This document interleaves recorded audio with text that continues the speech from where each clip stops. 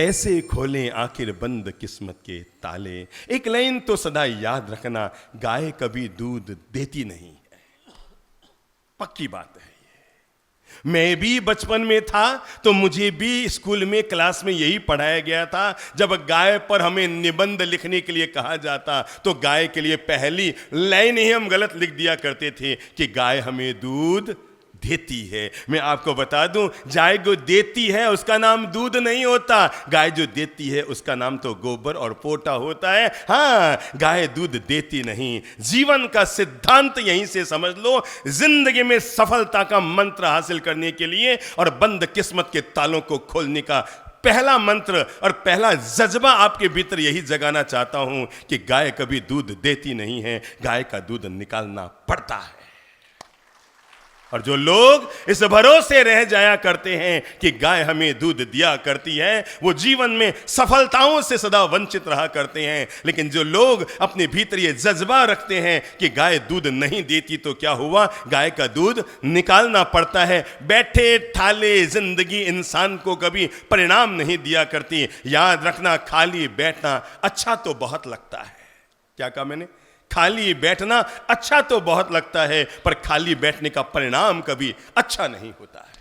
और इसलिए जीवन के इस मंत्र को, चाहे आप व्यापारी हैं कि चाहे आप जॉब करने वाले हैं, आप भाई हैं, बहन हैं, माताएं हैं, बिटियाएं हैं, मैं सबके जीवन का पहला जज्बा भर रहा हूं और वो ये है कि गाय दूध देती नहीं। जैसे गाय दूध देती नहीं, गाय का दूध निकालना पड़ता है, ऐसी हमारी जिंदगी है। बैठे ठाले आदमी को जिंदगी परिणाम दिया नहीं करती, आदमी को जिंदगी का परिणाम पाने के लिए लगना पड़ता है। और तभी तो ये लाइन चली थी किसी फिल्म से पूरे देश में, मुन्ना भाई लगे रहो लगन से, क्योंकि जो लगा रहा वो मंजिल तक पहुंचता है और जो न लग पाया, अरे लगने वाला कछुआ धीरे धीरे चलकर भी मंजिल तक पहुंचता है। और बिना लगन से चलने वाला खरगोश चाहे कितना भी तेज धावक क्यों न हो, लेकिन एक दिन परास्त हो जाया करता है। जिंदगी में विजेता बनने का पहला मंत्र है, आदमी को लगन से लगना पड़ता है।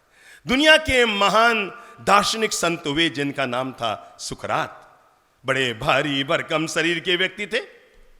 कहते हैं कि एक दिन जब वो नदी में स्नान कर रहे थे, बीच नदी में, तभी नदी के किनारे एक युवक पहुंचा और आकर के हाथ से यूं जोर से हिलाते हुए कहा, महाराज जिंदगी में सफलता का राज क्या है? सुकरात ने कहा, मतलब आवाज नहीं आ रही। अरे महाराज, मुझे समझना है जिंदगी में सफलता का राज क्या है, मतलब इधर आ। सुकरात ने कहा, तू इधर आ। वो युवक पानी में डरते डरते डरते डरते सुकरात के पास पहुंचा और जहां सुकरात खड़े थे वहां पर पानी कंठ तक आया हुआ था। युवक भी उनके पास पहुंचा। सुकरात ने कहा, दोबारा बोल, तुम्हारा क्या प्रश्न है? तो उसने कहा, मुझे केवल एक लाइन में जवाब दे दो कि जिंदगी में सफलता का राज क्या है। पता नहीं सुकरात को क्या जचा, उन्होंने उसकी झींटियों को पकड़ा। किसको पकड़ा? समझ गए? झींटियां, बालों को पकड़ा और पकड़कर जोर लगाकर पानी में धक्का मार दिया और खुद ऊपर बैठ गए। अब वो दुबला पतला युवक और भारी भरकम शरीर के सुकरात, सुकरात उसके ऊपर बैठ गए। वो पानी अपने आप को बचाने की कोशिश कर रहा है। उसे लगा मेरा किसी संत से या ज्ञानी से या दार्शनिक से नहीं, किसी मूर्ख से पाला पड़ गया है। अरे मैं तो इसको पूछने आया था सफलता का राज क्या है, ये मुझे जान से मार देगा। क्या करूं क्या करूं? उसने अपनी ताकत लगाई, पर उसे पता था सुकरात 90 किलो के आदमी हैं और वो केवल 45-50 किलो का युवक है। भला डबल भार के व्यक्ति को कैसे गिरा पाएगा? पर उसे लगा अब अगर मैंने अपनी हिम्मत न बटोरी, अपने मन प्राण की शक्ति, अपने अंदर की शक्ति, अपनी आत्मा की शक्ति न लगाई, तो 30 सेकंड में तो मेरी मौत तय है। और तब उस युवक ने अपने पूरी भीतर की शक्ति बटोरी, शरीर की शक्ति, आत्मा की शक्ति, प्राणों की शक्ति, मन की शक्ति और अंतर हृदय की समस्त प्रकार की शक्तियों को बटोर कर उसने पूरा जोर लगाया और जोर लगाकर जैसे तैसे बाहर आया। कहा, क्या कर रहे हो सुकरात, तुम मुझे जान से मार रहे हो? सुकरात ने मुस्कुराते हुए कहा, मेरे भाई, मैं तुझे जान से नहीं मारा था, मैं तुम्हें सफलता का राज बता रहा था। कहा ये कोई तरीका होता है सफलता का राज बताने का? आप तो भारी भरकम आदमी हैं, मुझे तो अभी आप जान से मार देते हैं। सुकरात ने कहा, बेटा क्यों चिल्ला रहा है? मेरे प्रश्न के जवाब देने के कई तरीके हैं, इसमें यह भी एक तरीका था। उसने कहा चलो बताओ बताओ बताओ सफलता का राज क्या है। तो उन्होंने कहा अब एक बात बता, जब मैं तुम्हें पानी में डुबो रहा था और तेरे ऊपर बैठ गया था तो तूने अपने आप को बचाने के लिए कितनी ताकत लगाई? 10%, 20, कितनी 30, कितनी 40, कितनी 50, कितनी 60, कितनी 70, 80, 90, कितनी? बोल बोल बोल, 90, 80, 100, कितनी % ताकत लगे? अरे उसने कहा महाराज 100% क्या, मैंने अपने तन की, अपने मन की, अपने प्राण की, अपनी आत्मा की, मेरे शरीर के रोम रोम में जितनी ताकत थी मैंने सारी ताकत लगा दी, तब कहीं जाकर मैं बच पाया। सुकरात ने कहा सफलता का राज यही है, जितनी ताकत तूने खुद को बचाने के लिए लगाई, अगर उतनी ताकत खुद को बढ़ाने के लिए लगा दोगे जिंदगी में सफल हो जाओगे। जितनी शक्ति, जितनी ताकत तूने अपनी जान को बचाने के लिए लगाई, उतनी ताकत अगर तुम अपने आप को बढ़ाने के लिए लगा दोगे तो विश्वास रखना जिंदगी में आगे बढ़ने के लिए कोई बड़ी लंबी चौड़ी डिग्रियों की जरूरत नहीं होती। इस दुनिया के जितने सफलतम लोग हैं उनमें 80% लोग तो ऐसे हैं जो गरीब के घर में पैदा हुए, और उनमें से 70% लोग ऐसे हैं जो ग्रेजुएट भी ना हो पाए और जिंदगी में ऊंचाइयों के आसमान को छू गए। जिंदगी में आगे बढ़ने के लिए जज्बा चाहिए, जिंदगी में आगे बढ़ने के लिए कड़ी मेहनत चाहिए, जिंदगी में आगे बढ़ने के लिए कड़ा पुरुषार्थ चाहिए, जिंदगी में आगे बढ़ने के लिए बड़ी सोच चाहिए। सफलता का राज, आगे बढ़ने का राज, आदमी के जीवन में विकास का राज, जो ये सोच के बैठ जाते हैं मैं तो अमीर के घर में पैदा हो गया, मुझे मेहनत करने की कहां जरूरत है, अरे नल चलाओ तो लोगों के घरों में पानी आता है, मैं तो इस बाप के घर में पैदा हुआ हूं कि नल चलाऊं तो मेरे तो नल में भी रुपये निकल कर आते हैं। जो लोग ये सोच कर बैठ जाते हैं ना, वे बुढ़ापे तक पहुंचते पहुंचते अपने जीवन में निराशा से गिर जाया करते हैं। जीवन में आगे बढ़ने के लिए, प्रगति करने के लिए मेरे भाई, भगवान महावीर जब संत बने थे ना, जब उन्होंने अभिनिष्क्रमण स्वीकार किया था ना, जब उन्होंने प्रव्रज्या का मार्ग स्वीकार किया था, तभी उन्हें पता था कि मुझे परम ज्ञान मिलना तय है, मुझे तीर्थंकर बनना तय है, मैंने तीर्थंकर गोत्र का उपार्जन कर लिया है, मेरा इसी जन्म में तीर्थंकर बनना तय है। पर भगवान श्री महावीर को पता था बिना परिश्रम और पुरुषार्थ किए जिंदगी में किसी आदमी को एक दुकान में भी सफलता नहीं मिलती, तो सामान्य व्यक्ति तीर्थंकर कैसे बन पाएगा। मैं आपको भगवान श्री महावीर के जीवन से मोटिवेट करते हुए प्रेरणा दे रहा हूं कि जब भगवान महावीर को पता था कि उनका तीर्थंकर बनना तय है, तब भी उन्होंने 12.5 वर्ष तक कड़ी साधना की थी। यह मार्ग हमें बताता है कि जिंदगी में आगे बढ़ने के लिए बिना पुरुषार्थ, बिना मेहनत, बिना श्रम के कभी आगे नहीं बढ़ सकता। कुछ लोग केवल जिंदगी में अंधेरे को कोसते रहते हैं, बाप जी हमारी किस्मत खराब, बाप जी हमारा भाग्य खराब, बाप जी हमारा नसीब खराब, बाप जी मैंने तो इंग्लिश आवे ही कोई नहीं है। कुछ लोग ये सोचकर आगे नहीं बढ़ पाते, बाप जी मैं कहीं करूं जिंदगी में, मैंने तो इंग्लिश आवे ही कोई नहीं, थाने नहीं, मने भी नहीं आवे इंग्लिश। पर मुझे पता है अगर अंग्रेजों को आगे बढ़ने के लिए मारवाड़ी सीखने की जरूरत नहीं है, तो मारवाड़ियों को भी आगे बढ़ने के लिए अंग्रेजी सीखने कोई बहुत जरूरी नहीं है। जब वो बिना मारवाड़ी सीखे आगे बढ़ सकते हैं, तो क्या हम बिना अंग्रेजी बढ़े आगे नहीं बढ़ सकते हैं? जिंदगी में आदमी के भीतर केवल जज्बा चाहिए। अगर किसी गरीब के घर में पैदा हुए, हमारे देश के महान राष्ट्रपति अब्दुल कलाम देश के राष्ट्रपति बन सकते हैं। अगर नेत्रहीन व्यक्ति भी देश का महान संगीतकार रविंद्र जैन बन सकता है। पेट्रोल पंप में नौकरी करने वाला धीरूभाई अंबानी का भी देश का महान उद्योगपति बन सकता है। और कंधे पर एक तौलिया लेकर घर से अकेला निकला कोई व्यक्ति देश का महान उद्योगपति घनश्याम दास बिड़ला बन सकता है। एक गरीब के घर में पैदा होकर भी लोग आसमान की ऊंचाइयों को छू सकते हैं। गरीब किसान के घर में पैदा होकर भी कोई व्यक्ति अगर लाल बहादुर शास्त्री बन सकता है, और आदिवासी घर में पैदा होकर भी कोई महिला आज देश के राष्ट्रपति बन सकती है, तो ये बताता है कि सबके भीतर संभावनाएं शेष है। आगे बढ़ने के लिए कोई बहुत बड़ी किसी की पुण्य और कृपा होने की जरूरत नहीं है, केवल आदमी के भीतर हौसला होना चाहिए, जज्बा होना चाहिए। कुछ लोग होते हैं जो जीवन के अंधेरे को कोसते रहते हैं, मारे यूं क्यों गयो, मैं तो कहीं कर ही कौन सकूं, मैं तो मेरे तो बचपन में मम्मी पापा चले गए, मैं क्या कर सकता हूं, मुझे तो अंग्रेजी आती नहीं है, मैं क्या कर सकता हूं, मेरे तो भाई बचपन में मेरी एक आंख चली गई, मैं क्या कर सकता हूं, मेरे तो एक ही पाँव में लूला हूं, मैं जीवन में कैसे आगे बढ़ सकता हूं, मैं कैसे बताऊं भाई, मेरे तो 2 कान से मैं सुन ही नहीं सकता हूं, सुनने की ताकत नहीं, मैं कैसे आगे बढ़ सकता हूं। ये निराशाएं, ये हताशाएं, ये हीन भावनाएं हमारी जिंदगी को कमजोर करती है। जिन लोगों के भीतर ऐसी हालत होती है ना, मैं उन सब लोगों को दुनिया की एक महान महिला का आदर्श उपस्थित करना चाहूंगा, और उनका नाम था हेलन केलर। जो बच्ची जब मां के पेट से पैदा हुई तो देखने के लिए आंख नहीं थी, वो बच्ची जब मां के पेट से बाहर निकली तो सुनने के लिए कान नहीं थे, वो बच्ची जब मां के पेट से बाहर निकली तो बोलने के लिए जबान नहीं थी। कल्पना कीजिए, महान वैज्ञानिक आइंस्टीन ने कहा था कि दुनिया के 7 आश्चर्य एक तरफ और ये हेलन केलर एक तरफ। वो बच्ची जो जन्म से न आंख लेकर आई देखने के लिए, न जन्म से जबान लेकर आई बोलने के लिए, न जबान से कान लेकर आई सुनने के लिए, अंधी, बहरी एंड गूंगी। क्या आप कल्पना कर सकते हैं ऐसी किसी बच्ची के लिए जो जन्म से तीनों चीज अपने साथ लेकर न आई, ऐसी अपाहिज जिंदगी जीने वाली लड़की के लिए? और जिस मां ने उसे जन्म दिया उसने तो कचरा पेटी में उसको डाल दिया। अब मैं बताऊं इतिहास की उस महान सन नारी की जीवन की घटना। जिस मां ने उसको जन्म दिया, जब उसे पता लगा ये अंधी है, बैरी है, गूंगी है, तो उसे लगा मैं इसके जीवन में कुछ नहीं कर सकती, और उसने उठाकर उसको कचरा पेटी में डाल दिया। एक स्कूल से शिक्षिका बाहर निकल रही थी और जब वो अपने घर पैदल जा रही थी, पता नहीं अचानक डस्टबिन के डिब्बे में से उसे किसी की रोने की आवाज आई, और जैसे उसने उसमें नजर डाला तो देखा कचरे के अंदर एक बच्ची थी, छोटी सी बच्ची लग रही थी, कोई 2-3 महीने की बच्ची है, और पता नहीं उस महिला के मन में क्या आया, ये ऐसे ही मर जाएगी। उसने उस बाहर निकाला, कंधे पे लिया और घर लेकर चली गई, ये सोचकर कि चलो मेरे संतान नहीं है, मैं ही इसका पालन पोषण करूंगी और ये मेरी संतान, मैं इसकी मां बनती हूं। लेकिन 6 महीने के बाद जब उस महिला को ये पता लगा ये बच्ची कोई सामान्य बच्ची नहीं, ये अंधी भी है, ये गूंगी भी है, तो शिक्षिका ने अपनी नौकरी छोड़ दी और उसने योजना बना ली, मैं इस बच्ची के भविष्य को निखारूंगी। न तो वो उसे आंख दे पाई,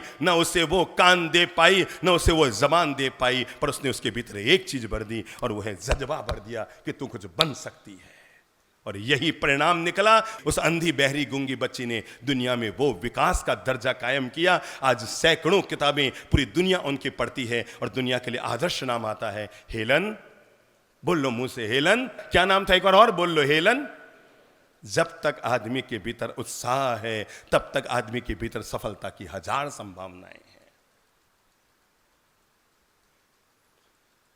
जिसने बल्ब का आविष्कार किया थम अल्वा एडिसन, तो कहते हैं एडिसन एक बार बल्ब का आविष्कार करने के लिए लगे, 2 बार लगे, 3 बार लगे, 10 बार, 100 बार, 1000 बार, 9999 बार उन्होंने प्रयोग किए, पर हर बार असफल रहे। उनके साथ सैकड़ों वैज्ञानिक थे, सब के सब चले गए। पर विश्वास रखना, हर असफलता में कोई न कोई सफलता का भविष्य छिपा रहता है। और जब 9999 बार उनके किए गए प्रयोग असफल रहे तो उनकी पत्नी ने भी कह दिया तुम्हें पगलाई का भूत सवार हो गया है, ये कुछ नहीं कर सकते तुम। पर उन्होंने कहा था नहीं, मैं एक बार और प्रयोग करूंगा। और कहते हैं जब उन्होंने 10,000वीं बार जब उन्होंने प्रयोग किया, आज ये जो दूधिया रोशनी हम देख रहे हैं ना, बल्ब का आविष्कार उसी व्यक्ति ने किया था। आदमी लगे और न पहुंच पाए।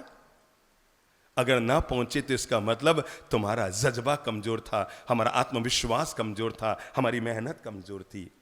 देखो भाई, क से कर्म फूटा होता है, पक्की बात। क से कर्म योग होता है, पक्की बात। और क से ही किस्मत होती है। बोल लो, क से कर्म योग होता है, क से ही कर्म फूटा होता है और क से ही किस्मत होती है। मैं आपको बताऊं, कर्म फूटा भी अगर कर्म योग करेगा तो अपने किस्मत के बंद तालों को खोलने में सफल हो जाए। मुझे नहीं मालूम आपके दादा दादी ने यह कहानी आपको सुनाई कि नहीं सुनाई, पर मेरी मां ने मुझे यह कहानी जब मैं करीबन 7-8 वर्ष का था तो मुझे कहानी सुनाई। रात को जब लेटा करता था तो मम्मी हाथ फेरते फेरते जीवन की कुछ कहानियां सुनाया करती थी। आज मैं वो कहानी अगर आपने किसी ने सुन ली हो तो याद दिला दूं, क्योंकि ये जीवन भर काम आएगी, और न सुनी हो तो मैं सुना ही रहा हूं। कहते हैं एक घर में 7 भाई, सातों के सातों एक नंबर के ऊंचांचले। न केवल ऊंचांचले, सातों के सातों भाई एक नंबर के आलसी टट्टू। एक पैसा 24 घंटे में कमाए नहीं, घर के बाहर जाए नहीं, बस घर में बैठे हंसी टट्टे तेरी मेरी इधर उधर की बस करते रहते, काम धाम कुछ करना नहीं। संयोग की बात, बड़े भाई की शादी हो गई, बाकी सारे देवरों की लॉटरी खुल गई। अब तो भाभी आ रही है ना, वो अपना बनाएगी, अपन को खिलाएगी, उसके पियर से माल आएगा और अपन तो खाएंगे, अपन को तो मेहनत करने की जरूरत नहीं है। अब वो बेचारी भाभी घर में आई, देखा वो सातों भाई कोई बाहर न निकलता, कोई कमा के न लाता, दिन भर या तो कंचे खेलते रहते, गेंद खेलते रहते, कबड्डी खेलते रहते, मस्ती मारते रहते, हत्ती तत्ती करते रहते, तेरी मेरी करते रहते, पाठा गजत करते रहते, इधर उधर की बातें करते रहते। बस धीरे धीरे भाभी जो अपने पीहर से लेकर आई थी वो भी खत्म हो गए, और तो और बेचारी की 4 चूड़ियां भी बिक गई। अरे उसने अपने देवरों और पति को पालने के लिए अपने अंगूठे तक भी बेच दी, पर लगा कि अब मैं कब तक इनका पालन पोषण करूंगी। एक दिन उसने अपने पति और 6 के 6 देवरों से कहा, भाई घर से बाहर निकलो, मैं कब तक तुम्हें। नहीं भाभी, हमसे काम धाम नहीं होता, हम तो खाने पीने मौज उड़ाने के लिए पैदा हुए हैं, हम मेहनत करने के लिए पैदा नहीं हुए। भाभी ने कहा, भाई अगर नहीं करोगे तो खाओगे क्या, मैं जो लेकर आई सब खत्म हो गया, अब अंतिम मेरे गले में एक मंगलसूत्र बचा है, अगर इसको भी बेच दूंगी तो 15 दिन और रोटी खा लोगे, बोलो उसके बाद। चलो आज से एक काम करो, घर से बाहर जाओ, तुम सातों भाई रोज सुबह घर से बाहर जाओगे, शाम को वापस आओगे, कमाई हो या ना हो कोई दिक्कत नहीं, पर घर में निठल्ले नहीं पड़े रहोगे, घर से बाहर निकलो। और सुबह सुबह अगले दिन 7 बजे उसने सबको धक्के देकर घर से बाहर निकाला, जाओ कोई ना कोई मेहनत करो। उनको लगा अगर अपन एक बार कमा कर ले आए तो रोज कमा कर लाना पड़ेगा, अगर एक बार मेहनत कर ली, एक बार शाम को आते समय 2 रुपये कमा के ले आए तो अब रोज रवाना करेगी। दिन भर गप्पे मार के इधर उधर के कर करा के शाम को सातों भाई घर पे आ गए। भाभी ने, महिला ने पूछा, कुछ लाए? कुछ मिला ही नहीं, कुछ काम मिला ही नहीं, कोई नौकरी मिली ही नहीं, हम तो गए दिन भर घूमे शहर में, कोई काम मिला ही नहीं। कोई बात नहीं, 1 दिन बीता, 2 दिन बीता, 3 दिन बीता, भाभी भी पक्की रोज रवाना करे और वो बेटे ऐसे ऊंचा चढ़े 1 नंबर के हैं। आखिर एक दिन भाभी ने कहा, आज से बस नियम है, जब भी आओगे खाली हाथ नहीं आओगे, कुछ न कुछ लेकर घर में आओगे, नहीं तो मेरे घर में नहीं आने का, मेरे घर में अगर आना है तो खाली हाथ नहीं आओगे। निकले सातों भाई, दिन भर तो इधर उधर मस्ती मारते रहे। शाम को जब घर रवाना की बारी आई तो एक ने कहा, भाभी ने कहा था ना कुछ ना कुछ लेके आना, क्या लें क्या लें क्या लें। तभी उन्होंने देखा एक मरा हुआ सांप पड़ा था। क्या पड़ा था? बड़ा लकड़ा उठाया और सांप को उठाया, ले चलो आज इसी को। है भाभी की एक ही दिन में अक्ल ठिकाने करते हैं। और वो इतने बड़े वाले सांप को, करीबन 4 फुट का बड़ा सांप था, मरे हुए सांप को लकड़े में उठाया और सातों के सातों बदमाशी करते हुए घर पे पहुंचे। दरवाजा खटखटाया, भाभी ने पूछा, पहले बताओ कुछ लेकर आए? हाँ लेकर आए। भाभी बड़ी खुशी, चलो कुछ तो लेकर आए कमा कर। जैसे दरवाजा खोला उन्होंने वो लकड़ा आगे कर दिया, ये आज की कमाई ये लाए हैं। भाभी ने माथा पीटा, रे न वर्ष सुधर सकता, न ये दे वर्ष सुधर सकते। कोई बात नहीं, कुछ तो लाए आज का, आज ये लाए तो कल कुछ और भी लाओगे, चलो इसको घर के ऊपर छत पर फेंक दो। और उन्होंने लकड़े को यूं उठाया और नीचे से ही छत पर फेंक दिया। अगर आप में से किसी ने ये कहानी सुन रखी हो अपने माइतों से तो अच्छी बात, नहीं तो जिंदगी भर अपने टाबरों को जरूर सुनाते रहना। मैं आपका माइत बनकर आपको सुना रहा हूं, आप अपने टाबरों को जरूर सुना देना। मैं आपको जगा रहा हूं, आप घर वालों को जगा देना। तो अगले दिन नगर में जो राजा की रानी, 9 लखा उसके पास हार था, दुनिया का सबसे बेशकीमती हार। वो नहाने के लिए अपने बाथरूम में गई। बाथरूम के 2 दरवाजे, एक बाहर का दरवाजा एक अंदर का दरवाजा। उसने बाहर का दरवाजा बंद किया, जिसकी छत तो खुली थी पर चारों तरफ दीवार थी, और वहां पर उसने अपने गहने और जो उतारना था उतारा और नहाने के लिए बाथरूम में चली गई। लेकिन जब बाहर आई तो देखकर चौंक पड़ी, सब कुछ यथावत था, पर वो जो 9 लखा हीरे का हार था वो गायब था। वो चौंक गई, मेरा ये 9 लाख का हार कहां गया? राजा को सूचना गई, पूरे राजमहल का चप्पा चप्पा छान लिया गया।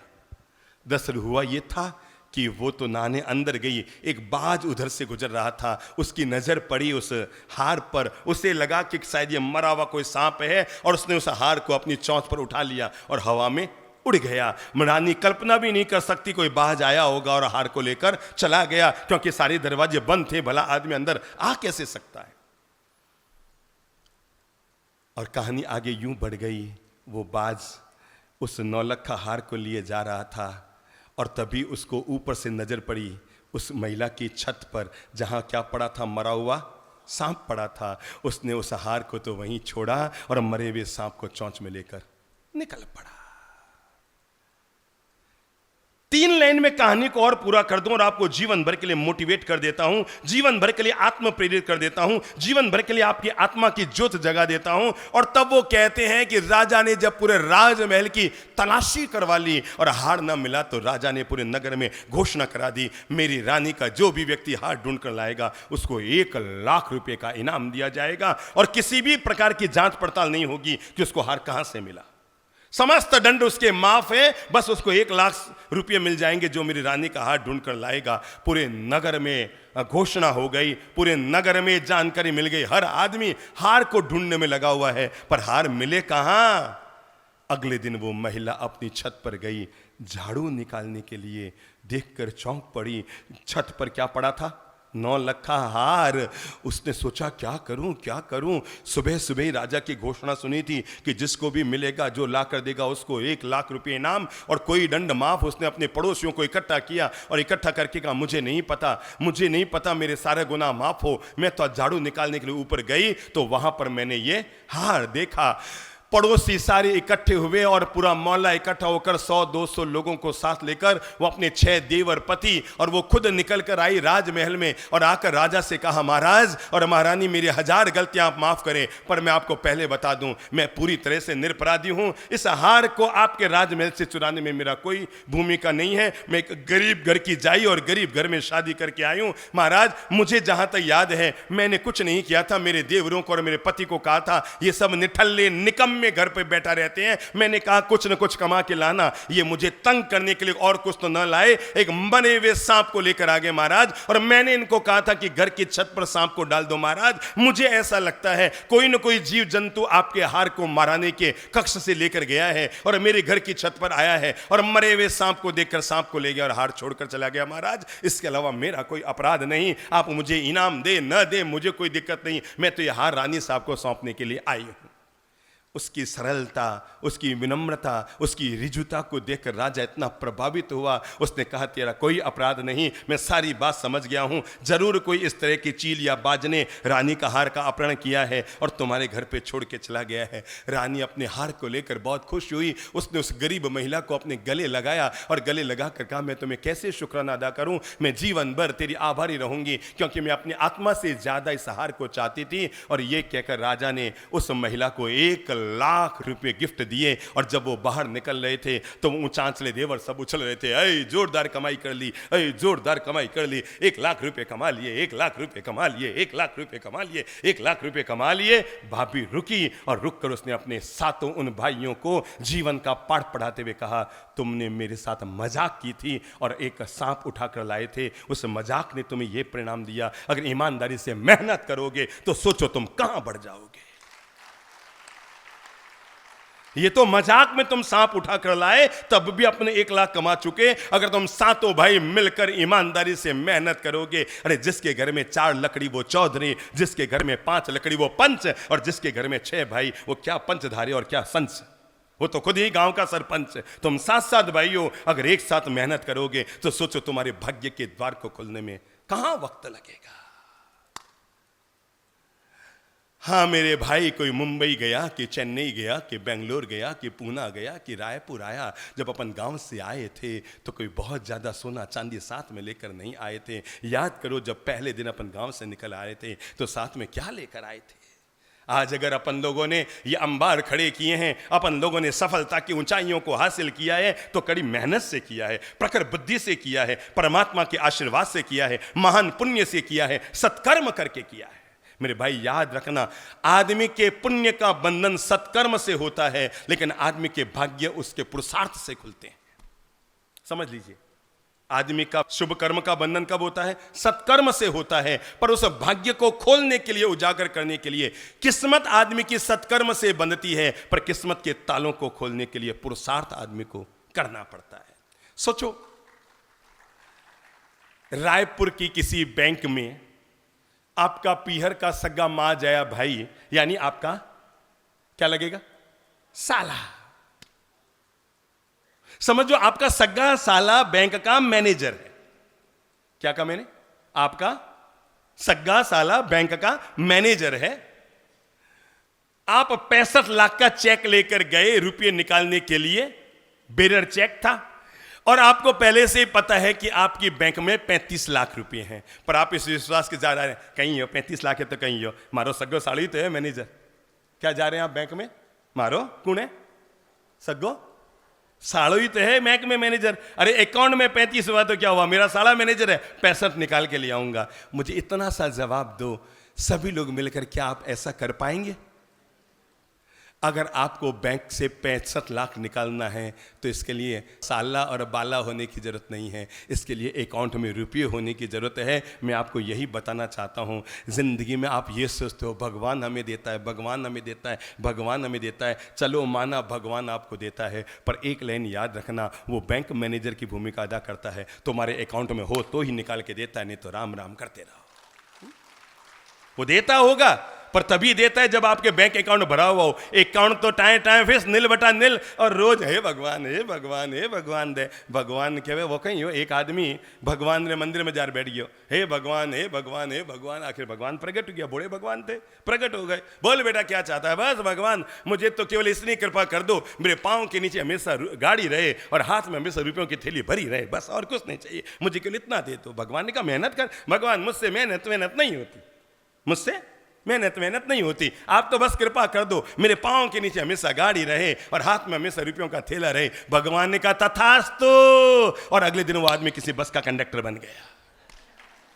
तो मुफ्त के माल तो मेरे भाई, किस्मत के तालों को खोलने की जब हम बात कर रहे हैं तो मैं पहला अनुरोध कर रहा हूं, एक बात हमेशा याद रखो, किस्मत सत्कर्म से बनती है। बोल लो अपने मुंह से ये लाइन, इससे प्यारी लाइन मेरी जबान से कभी कभी निकल पाएगी। किस्मत और पुरुषार्थ से खुलती है, पर जरूरी है पुरुषार्थ से किस्मत को खोलने के लिए कि सत्कर्म कर करके इसका पूंजी बनाते रहो। बैंक से रुपया आराम से निकाल सकते हो, बशर्ते तुम्हारा अकाउंट भरा हुआ हो। चंदन घिसकर खुशबू देता है, हीरा कटकर चमक देता है, और आदमी की मेहनत उसे जीवन का परिणाम दिया करती है। चंदन घिसकर खुशबू देता है, हीरा कटकर चमक देता है, और आदमी की मेहनत ही उसे इसी तरह परिणाम दिया करती है। भाग्य ने आपकी थाली में भोजन भेज दिया, पर मुंह तक ले जाने के लिए। भाग्य ने आपको समुद्र में नाव दे दी, पर किनारे तक आने के लिए पतवार तो चलानी ही पड़ेगी। बिना पतवार चलाए कोई आदमी किनारे नहीं पहुंचता, और बिना मेहनत किए, बिना हाथ चलाए आदमी अपने मुंह में भोजन नहीं डाल सकता। पहली बात याद रखना, जीवन के अंधेरे को कोसने की जरूरत नहीं है। अंधेरा दुनिया में कभी नहीं होता, जहाँ जहाँ प्रकाश नहीं होता उसी का नाम अंधेरा है। अगर आपके कमरे में अंधेरा है तो उसको भगाने के लिए लाठियाँ चलाने की जरूरत नहीं, गोलियाँ चलाने की जरूरत नहीं, थप्पड़ मुक्के चलाने की जरूरत नहीं, गालियाँ निकालने की जरूरत नहीं, एक दीपक जलाने की जरूरत है। और जैसे एक मोमबत्ती जल गई तो पूरे कमरे का अंधेरा दूर हो जाता है, ऐसे ही जो लोग मेहनत की मोमबत्ती अपने जीवन में जला लेते हैं ना, देखो भाई 4 शब्द बता रहा हूं। 2 अक्षर का लक है, क्या है? 2 अक्षर का लक, तो 2.5 अक्षर का क्या है? बोलो बोलो बोलो बोलो, भाग्य है। तो 3 अक्षर का क्या है? बोलो नसीब है। तो 3.5 अक्षर की बोलो किस्मत है। 2 अक्षर का लक, 2.5 अक्षर का भाग्य, 3 अक्षर का नसीब, और 3.5 अक्षर की किस्मत है। पर ये चारों इंसान को तभी परिणाम देते हैं जब 4 अक्षर की मेहनत आदमी किया करता है। क्या करता है? बैठे ठाले निकम्मे बैठे तो भाग्य भी इंसान को परिणाम नहीं दिया करते हैं। आज अगर हम रायपुर वालों के दिलों में छाए हुए हैं तो इसके लिए हमें 1400 किलोमीटर चलकर आने की मेहनत तो करनी ही पड़ेगी। कोई सोचे मैं तुम्हारे अठे बैठा हूं, रायपुरी मारे अठे आई जैसी, यो तो नहीं हुएला। नंबर 2, दूसरी जीवन का सत्य आपको बता रहा हूं, और वो है जिंदगी में संभावनाएं कभी खत्म नहीं होती। क्या कहा मैंने? जिंदगी में संभावनाएं कभी खत्म नहीं होती। हम एक कॉलेज में थे, युवाओं को संबोधित करने के लिए हमें बुलाया गया, तो हमने देखा हम अपनी बात शुरू करें उससे पहले मेरी नजर पड़ी, सामने एक बिल्डिंग बन रही थी। तो पत्थर पड़े थे। जोधपुर में ईंटों से मकान नहीं बनते, कैसे बनते? पत्थरों से बनते हैं। देखिए ना जोधपुर स्टोन, जिसको खंडा कहते हैं वहां पर। तो पता नहीं मेरे मन में क्या आया, वहां पर एक इतना बड़ा भगोना पड़ा था, तपेला इतना बड़ा, वो एल्युमिनियम का पानी भरकर रखने के लिए इतना बड़ा तपेला भरा हुआ था। मैंने कुछ युवाओं से कहा, मैंने कहा जाओ रे वो तपेला इधर उठा के ले आओ। 4 लड़के गए और फट से, एल्युमिनियम का तो तपेला था, कितना रहा होगा 30-40 किलो का था, और वो बड़ा वाला भगोना ले आए। मैंने कहा इसको यहाँ रख दो। मैंने कहा चलो अपन एक काम करते हैं, प्रवचन शुरू करें उससे पहले इस तपेले को पहले भरते हैं। तो क्या करें, मैंने कहा देखो सामने खंडे पड़े हैं, उठा के ले आओ। युवक फिर दौड़े और 15-20 खंडे आए नहीं कि वो तो तपेला पूरा ऊपर से भर गया। मैंने कहा अब इसमें कुछ जा सकता है? युवाओं ने कहा महाराज अब ये तपेला पूरा भर गया, इसमें कुछ नहीं जा सकता। मैंने कहा एक काम करो, वहां देखो कंक्रीट पड़ी है, वो लेकर आए। मैंने कहा 4-5 तगारी कंक्रीट ले आओ, वो लेकर आए। मैंने कहा भगोने को हिलाते रहो और ऊपर से कंक्रीट डालते रहो, जाएगी कि नहीं। ताज्जुब की बात, जो तपेला पत्थरों से पूरा भर गया उसमें कम से कम 5 तगारी कंक्रीट चली गई। उनका बस गुरुजी अब तो ये पूरा भर गया, इसमें कुछ नहीं जा सकता। मैंने कहा देखो वहां बजरी पड़ी है। 4 तगारी बजरी आई, हिला हिलाकर बजरी भी अंदर गई कि नहीं। जहां जहां पत्थरों में छेद थे वहां वहां बजरी चली गई कि गुरुजी अब इसमें कुछ भी नहीं जा सकता, अब तो ये पूरा भर गया। मैंने कहा देखो बाल्टी में पानी पड़ा है, 4 बाल्टी पानी लेकर आओ। क्या हुआ, क्या हुआ?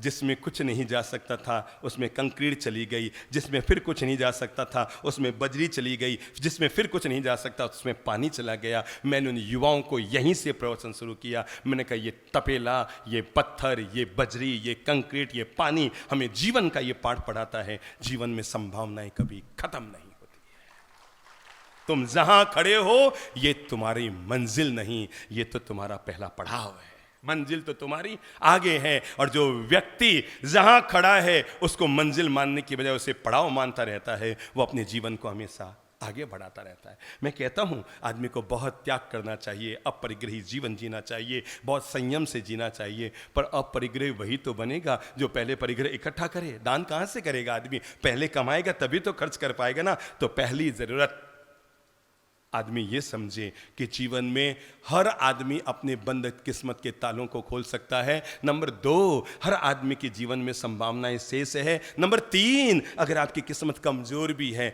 तब भी मेहनत किए जाओ। आपकी मेहनत आज नहीं तो कल। आप में कोई महिला है जो मेहंदी लगा कर आई है? कौन है जिसके हाथ में ताजी ताजी मेहंदी? हाँ खड़े हो जाओ, हाँ आप भी खड़े हो जाओ, आप भी खड़े हो जाओ। हाँ मेहंदी तो सुंदर है भाई, आपकी देखो, अरे वाह इनकी भी बहुत सुंदर है। अच्छा आपको पता है मेहंदी सुंदर और गहरी होने का लोग क्या कहते हैं, मतलब क्यों हो गया इतना सुंदर रंग, क्या कहते हैं लोग? हैं कहीं लोग बनाते हैं ना एक दूसरे को, यूं कहते रहते हैं लगता है तेरा पति तुझे बहुत प्यार करता है इसलिए मेहंदी का रंग है ना, पति के प्यार का रंग है, ऐसे कहते हैं क्या? इधर मारवाड़ में तो मैंने सुना है, इधर का पता नहीं। इधर भी तो आप आते तो मारवाड़ी हो इधर, है ना। तो फिर मैंने सुना है बचपन में कि वो महिलाओं को दूसरी महिलाएं कहती थी लागे थारो धनी थने घणो ही प्यार करे जिस तारो रंग उभरने आयो, कहते थे ना। मैं सारी नारी जाति के भीतर की सोई हुई चेतना को जगाते हुए बात कहना चाहता हूं, मेरी अच्छी प्यारी बहनों, इन हाथों का उपयोग कभी भी मेहंदी के लिए मत करना, क्योंकि मेहंदी के लिए अगर इन हाथों का उपयोग किया, बहन बताओ तो इस मेहंदी का रंग कितने दिन तक रहेगा? बोलो बोलो, जोर से बोलो, सारी बहनें बोल लो। 4 दिन, खींची तानी 5-7 दिन, फिर तो इसका रंग थोड़ा बूंदा होने लग जाता है, फिर लगता है यार साबुन से घिस के उतार दें, थोड़ा हाथ खराब लगने लगे, दाग जैसा लगने लग जाता है लास्ट में ना। याद रखना इन हाथों का उपयोग अगर मेहंदी के लिए किया तो 7 दिन में मेहंदी का रंग फीका पड़ जाएगा। इन हाथों का उपयोग अगर मेहनत के लिए किया तो जीवन भर ये आपको परिणाम दिया रहेगा। मेहंदी के लिए इन हाथों का अगर आपने उपयोग कर लिया तो केवल रंग देख देख के खुश होते रहोगे, पर मेहनत के लिए अपने कदम आगे बढ़ा लिए, कंधे से कंधा मिलाकर जहां जहां नारियां आगे बढ़ी वहां वहां उन व्यक्ति भगवान ने, अरे आप तो खुद ही लक्ष्मी हो, आप तो खुद ही सरस्वती हो, इनको तो फिर भी इनकी पूजा करनी पड़ती है दुकान जाकर, तब कहीं जाकर कमा पाते हैं। आप तो स्वयं लक्ष्मी स्वरूपा हो, अगर आपने कदम बढ़ाए तो कहां नहीं पहुंच पाओगे। जब जब नारी जाति ने आगे बढ़ने के लिए अपने कदम बढ़ाए हैं, मैं हमेशा पुरुषों से कहा करता हूं, भाइयों से कहा करता हूं, घर के माता पिता से कहा करता हूं कि अपना जज्बा जगाओ और अपनी बेटियों को पढ़ने के लिए आगे बढ़ाओ, क्योंकि ये अगर आगे बढ़ेगी ना आपका बुढ़ापा भी सुखी होगा। मैं फिर कह दूं, जिसके भाग्य में संतान का सुख ज्यादा होता है, ईश्वर केवल उन्हीं को बेटियां देता है। बेटी है अभिमान हमारा, बेटी है सम्मान हमारा, बेटी है अभिमान हमारा, बेटी है सम्मान हमारा। जिस घर में बेटी जन्मे वो घर है सद्भाग्य हमारा। जब ऊपर वाला लड़के को नीचे भेजता है ना, बता दूं लड़के लड़की का फर्क आज, जब ऊपर वाला बेटे को नीचे भेजता है तो कहता है जा अपने माँ बाप का ध्यान रखना, जो बिल्कुल नहीं रखता है। ऊपर वाला कहता है जा अपने माँ बाप का ध्यान रखना, और जब बेटी को भेजता है तो कहता है जा बेटा जा, तुझे कुछ करने की जरूरत नहीं, तेरे माँ बाप का मैं खुद ध्यान रखूंगा, तू जा उस घर को रोशन कर। आप में कौन है शादीशुदा, किसको खड़ा करूं? नहीं सभी नहीं है, कुछ हम जैसे किस्मत वाले भी बैठे भी हैं, सभी के भाग्य हिले हुए थोड़ी हैं कोई। हाँ ये कोई खड़े हो ना, ये कौन महामंत्री मंत्री बने हुए ना, खड़े हो खड़े हो खड़े हो। हाँ एक दो को और खड़ा कर लो, आपके लिए आपको लगेगा मैं ही क्यों। जब नई नई आपकी शादी हुई थी, धर्मपत्नी घर पर आई थी, कभी कभी आपकी मम्मी और आपकी पत्नी में हल्की हल्की बहस हो जाया करती थी, थोड़ी थोड़ी थोड़ी थोड़ी किचु किचु। और तब आपकी धर्मपत्नी आपको शाम को कहती थी देखो आपकी मम्मी ने मुझे ऐसे कह दिया, आपकी मम्मी ने मुझे ऐसा कह दिया, आपकी मम्मी ने ऐसा कर दिया, आपकी मम्मी दिन भर मुझे ऐसा कहती रहती है। तब आपने अपनी धर्मपत्नी को क्या बोलोगा? मैं इनको नहीं, ये पंडाल में बैठे हुए 2000 के 2000 लोगों से पूछ रहा हूं कि जब याद करो जब आपकी शादी नई नई हुई थी और जब थोड़ी मम्मी से और मतलब आपकी धर्मपत्नी से थोड़ा किचु किचु आपस में होता रहता था, और तब शाम को आपकी धर्मपत्नी आपको कहती थी मम्मी ने ऐसा बोल दिया, मुझे मम्मी ने ऐसा कह दिया, देखो मम्मी ने मुझे ऐसा कह दिया। तब आप में से सभी लोगों ने अपनी धर्मपत्नी को यही कहा होगा देख तू जो है मुझे कह दे, पर मेरी माँ जैसी भी उसको निभा ले, मैं तुझे हाथ जोड़ता हूं जैसी भी है मेरी माँ मुझे निभा ले। लगभग 95% लोगों ने अपनी पत्नी से जरूर कहा होगा प्लीज तू मेरी माँ का अनादर मत कर, मैं तुझे हाथ जोड़ता हूं मेरी माँ को तू निभा ले, है ना? यही कहा होगा ना? बिल्कुल, आप बिल्कुल गर्दन सही ला रहे हैं। मैं आपको जीवन का पाठ पढ़ा रहा हूं। आपकी धर्म पत्नी ने आपको जीवन में 100 बार कहा आपकी मम्मी ऐसी है, आपकी मम्मी ऐसी है, आपकी मम्मी ऐसी है, आपकी मम्मी ऐसी है, और आप हाथ जोड़ते रहे। एक बार आप उसको बोल देते कि तेरे पीहर की मम्मी ऐसी है और आपकी ऐसी की तैसी ना हो जाते तो मुझे कहते। एक बार उसको बोल देते तेरे पीहर की मम्मी ऐसी है। इसलिए मैं कहता हूं अगर तुम चाहते हो बुढ़ापा आपका सुखी हो तो बेटियों के सम्मान को हमेशा आगे बढ़ाओ। Sit down please. अगर कोई भी व्यक्ति जीवन में सफलता का द्वार खोलना चाहता है, मैं पहला अनुरोध करना चाहूंगा, आदमी की 3 तरह की कमाई होती है। एक पाप कमाई, बोल लो, जोर से बोल लो। कौन क्या शब्द बोला? साफ बोलो तो। पाप कमाई, यही बोला ना। दूसरी बाप कमाई, कौन सी कमाई? और तीसरी होती है आप कमाई। तीनों में थोड़ा फर्क बता दूं। पहली होती है पाप कमाई, दूसरी होती है बाप कमाई, और तीसरी कौन सी होती है? आप कमाई। जिंदगी भर तक के लिए पहला विवेक ले लो, जिंदगी में अगर बच सकते हो तो एक चीज से जरूर बचो, और वो है पाप कमाई।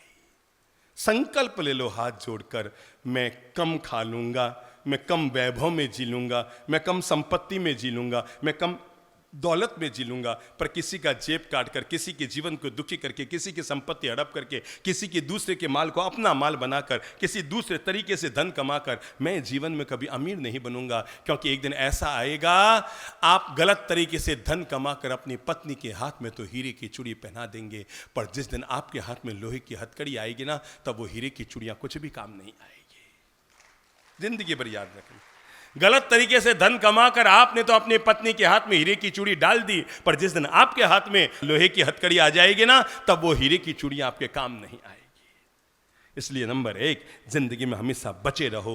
और वो कौन सी कमाई है? बोलो, मुंह से बोलो, कौन सी कमाई है? पाप कमाई। नंबर 2 कौन सी कमाई होती है?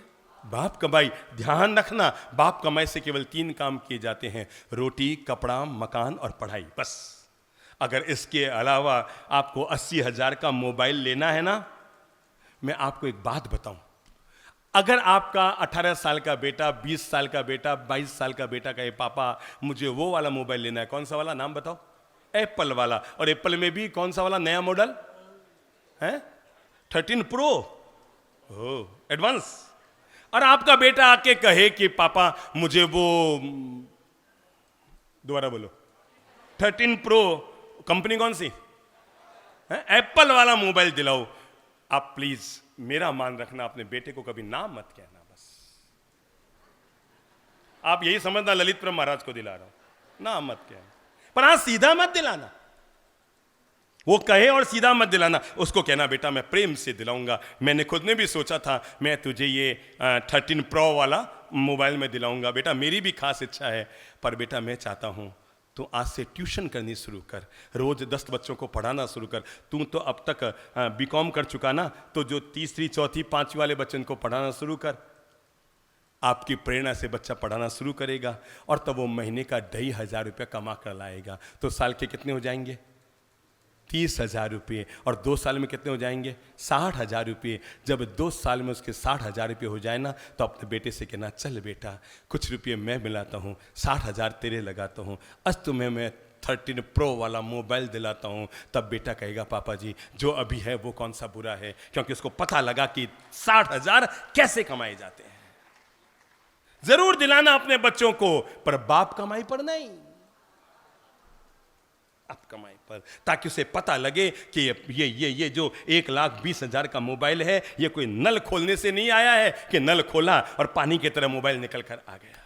उसको पता लगना चाहिए बच्चे को, तभी तो वो सूरत के वो हीरा व्यापारी की घटना आपको मालूम होगी ना, जब मिस्टर ढोलकिया ने, जो सूरत के सबसे बड़े डायमंड के व्यापारी हैं, जब उनका बेटा विदेश से पढ़कर आया तो उन्होंने कहा बाहर निकल घर से और 6 महीना अपने बलबूते जी कर आ, और मैं चाहता हूं तो दुनिया का हर काम करके आ। और तो वो कहते हैं बिना पैसा टक्का दिए अपने बेटे को घर से बाहर निकाला। वो गया बाहर, ठेठ गोवा तक, केरला तक, तमिलनाडु तक, और कहां कहां उसने गोते खाए। होटलों में जाकर बर्तन भी धोए, झाड़ू पोंछे का काम भी किया, कहीं मैनेजरी का काम भी किया, कहीं कोई काम भी किया, कहीं कोई काम भी किया, और हर काम का फोटो अपने पापा को भेजता रहा। और 6 महीना बाद थोड़ी बहुत कमाई करके घर लौट कर आया। तब पापा ने कहा ले बेटा अब मैं तुम्हें अपनी कंपनी का मालिक बनाता हूं, क्योंकि आज तुम्हें पता लग गया जिंदगी में पैसे का मूल्य क्या होता है।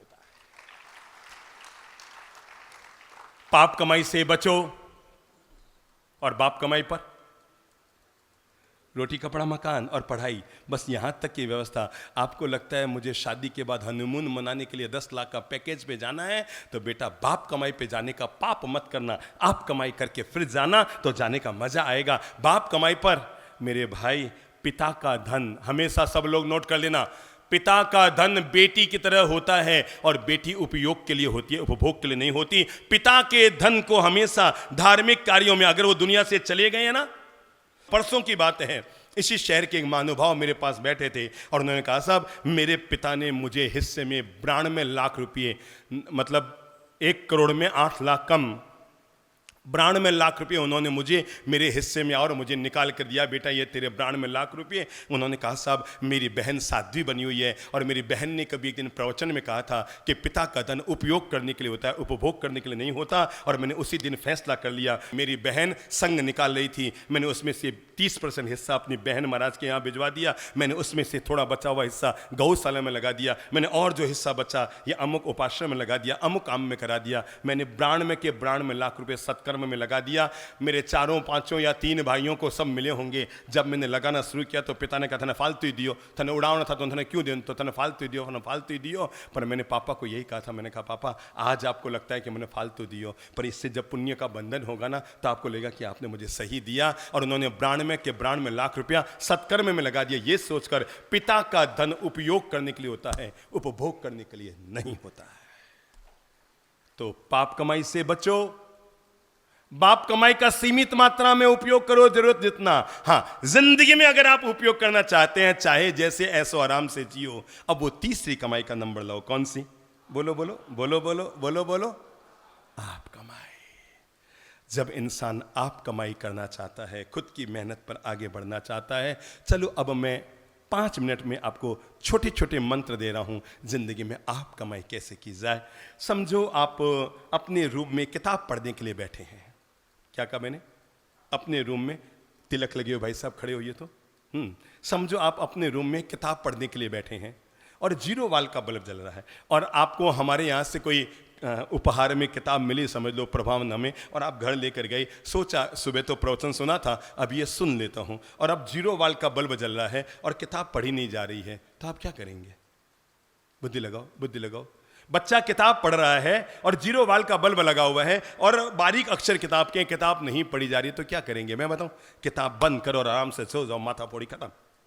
छाती कूटा खत्म, सिर पच्ची खत्म, काहे को माथा फोड़ी करता? जो पढ़ता वो भी मरता, जो नहीं पढ़ता वो भी मरता, काहे को माथा फोड़ी करता है? सीधी सादी बात है। तो सीधा सरल उपाय तो क्या है? किताब को बंद करो, सो जाओ। अब वो बुद्धि लगाओ, दूसरा उपाय क्या हो सकता है? सोचो। है बिल्कुल सही जवाब दिया। अगर जीरो वर्ल्ड के उजाले में किताब नहीं पढ़ी जा रही है तो किताब बंद मत करो, बल्ब चेंज करो। बस जीवन में सफलता का पहला मंत्र यहीं से शुरू होता है। अगर जीरो वर्ल्ड के बल्ब में किताब नहीं पढ़ी जा रही है, मतलब लगता है कि गुनगुने प्रयास ने इंसान को परिणाम नहीं दिया, छोटे मोटे प्रयास ने इंसान को परिणाम नहीं दिया, तो क्या करो? अब लग जाओ लगन से। और लगता है जीरो वर्ल्ड के बल्ब से किताब नहीं पढ़ी जा रही, तो क्या करो? तो क्या करो? बल्ब चेंज करो। 40 वाल्ट का लगाओ, फिर भी नहीं पढ़ी जा रही तो क्या करो? 100 वाल्ट का लगाओ। बल्ब को चेंज करना और किताब को खुला रखना, यही सफलता का पहला मंत्र है। समझ गए? किताब को खुला रखना और अपने प्रयास को आगे बढ़ाते रहना। मैं दुनिया के एक मशहूर आदमी का नाम ले रहा हूं, जिनका नाम था अब्राहम लिंकन। कहते हैं वो युवक जब 22 साल का था तो उसने पार्षद का चुनाव लड़ा, जमानत जब्त हो गई। 23 साल की उम्र में उसने लव मैरिज की, पर शादी के बाद 6 महीने में पत्नी भग गई।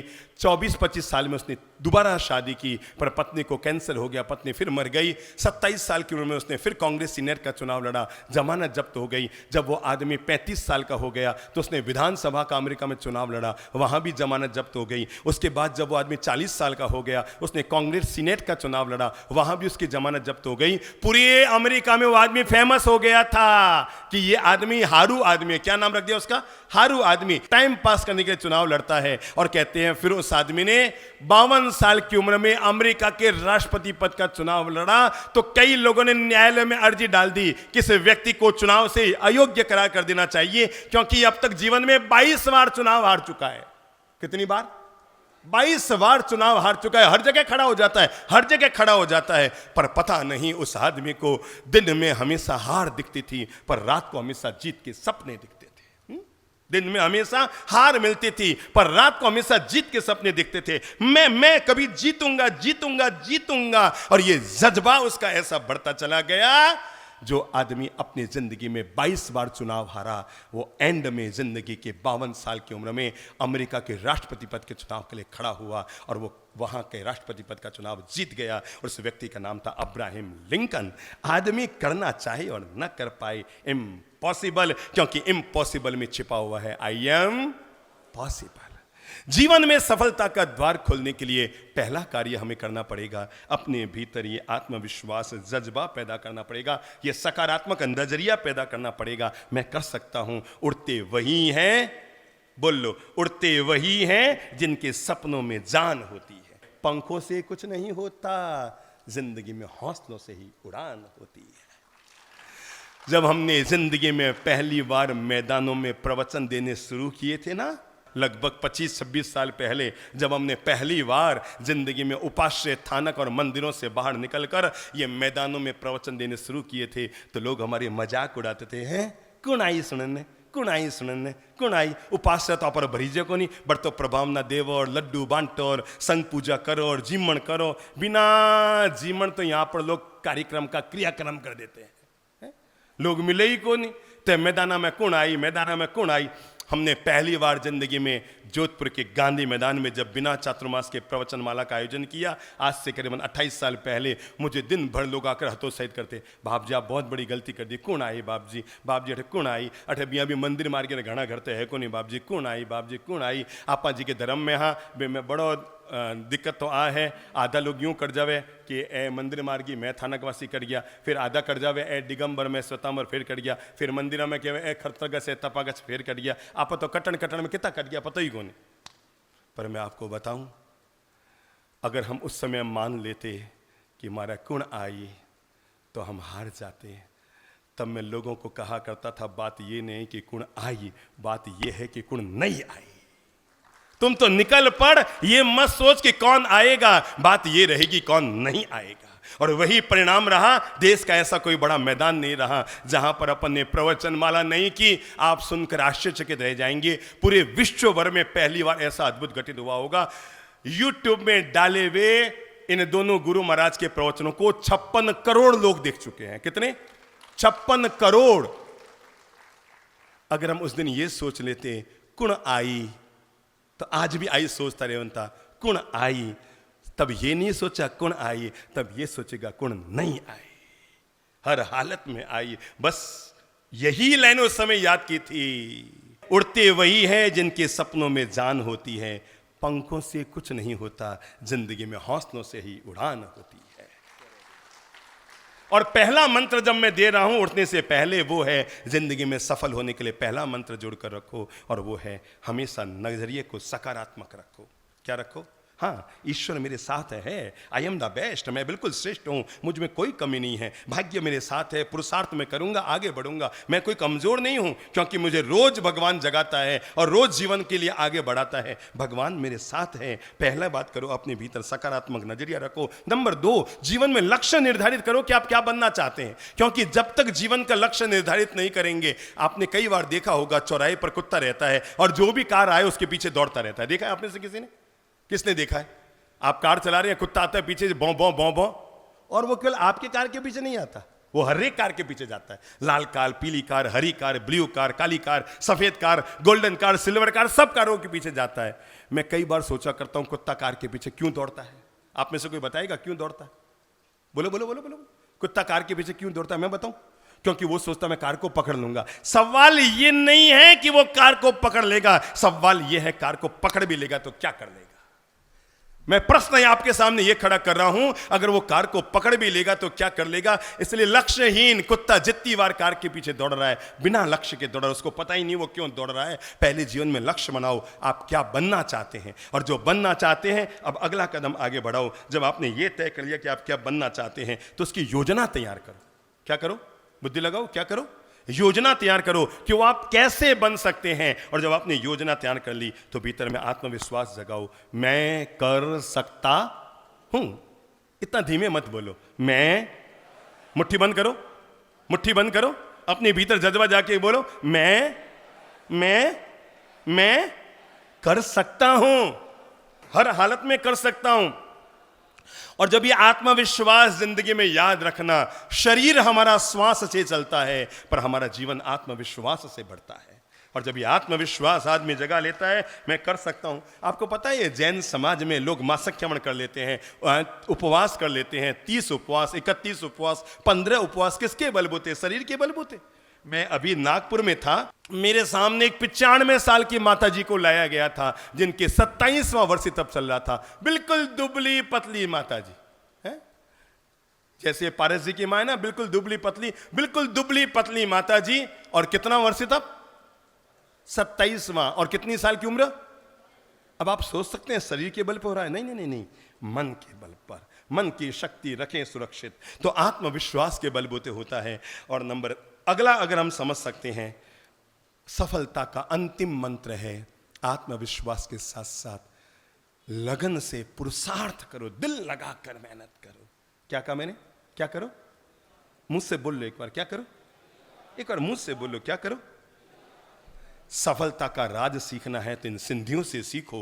कभी हमारे देश में शरणार्थी बनकर आए थे और आज वो अगर देश का हिस्सा बने हुए हैं और सब कंधे से कंधा मिलाकर पूरे देश के साथ जुड़े हुए हैं, तो मैं आपको बताना चाहता हूं, इस देश में आकर उन्होंने हाथ में कटोरा नहीं उठाया था, अपने हाथ को उठाया था, फौलादी बनाया था, और उन्हें पता था हम शरणार्थी बनकर आए हैं, पर अगर हम पुरुषार्थी बन गए तो देश में छा जाएंगे। और उन्होंने मेहनत की, पुरुषार्थ किया और देश में अपने बलबूते, अपनी मेहनत के बलबूते छा गए। जो खाली हाथ कभी आए थे आज देश के बड़े हिस्से बन गए।